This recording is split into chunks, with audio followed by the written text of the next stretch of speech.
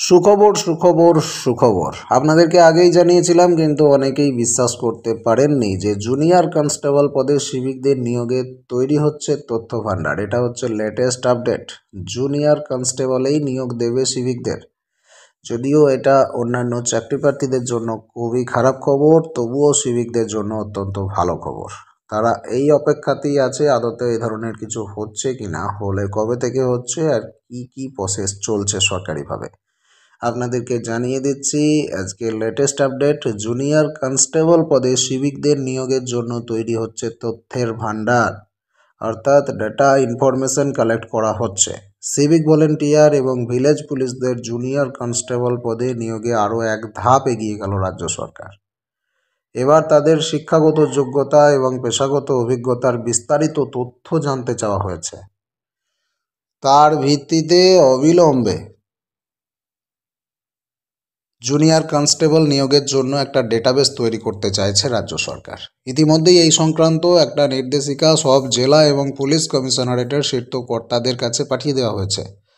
রাজ্য পুলিশের একটা সূত্র জানাচ্ছে, 28শে ফেব্রুয়ারির মধ্যে রাজ্যে কর্মরত 1,20,000 সিভিক ভলেন্টিয়ারের বিস্তারিত তথ্য জানাতে বলা হয়েছে।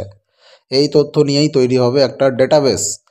রাজ্য পুলিশের সদর দপ্তর থেকে সব জেলায় একটা প্রোফর্মা পাঠানো হয়েছে। তাতে সিভিক এবং ভিলেজ পুলিশদের কাছে জানতে চাওয়া হয়েছে তাদের নিয়োগের তারিখ, প্যান, আধার, ঠিকানা, শিক্ষাগত যোগ্যতা, কোন সালে কত শতাংশ নম্বর পেয়ে পাস করেছে, ড্রাইভিং করতে জানে কিনা, কম্পিউটার বিষয়ে দক্ষতা আছে কিনা, সমস্ত তথ্য।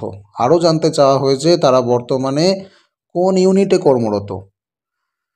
সেখানে এটাও উল্লেখ করতে হবে যে এনসিপির অভিজ্ঞতা এবং খেলাধুলার বিশেষ কোনো দক্ষতা আছে কিনা। বলে রাখা ভালো, কলকাতা পুলিশের পাশাপাশি রাজ্য পুলিশের কনস্টেবল পদে দীর্ঘদিন ধরে নিয়োগ বন্ধ ছিল। ফলে এ রাজ্যের থানা এবং ফাঁড়িগুলো সিভিক ভলেন্টিয়ারদের উপর অনেকাংশেই নির্ভরশীল।